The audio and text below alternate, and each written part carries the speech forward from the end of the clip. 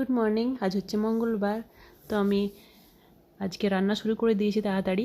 এখনও আমি স্নান করিনি, ড্রেসটা চেঞ্জ করে ভাবলাম আগে রান্নাটা করে নিই, কারণ ছেলেটা ঘুমোচ্ছে, নাহলে আর টাইম পাবো না।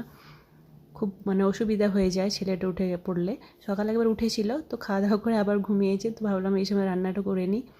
তো যেহেতু মঙ্গলবার নিরামিষ খাই, তো আজকে একটু পনিরের তরকারি করব। আর দেখি কি করি।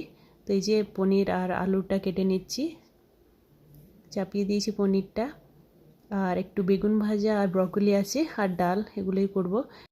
সপ্তাহে একটা দিন আমরা নিরামিষ খাই, মঙ্গলবার। তো এই দিনটা আমি আর ভেবে পাই না কি রান্না করব। তো মঙ্গলবার দিনটাতে আমরা বেশিরভাগই পনিরের তরকারি করি, কারণ অন্য আর কি করব আমি বুঝতে পারি না। খুব তাড়াতাড়ি হয়েও যায়।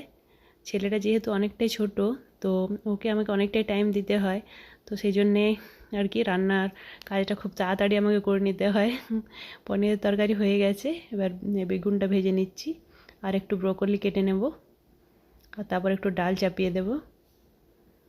ব্রকলিটা অনেক দিন থেকে আনা আছে, কিন্তু এটা আর করাই হচ্ছে না, তো এটা আজকে করে নেব।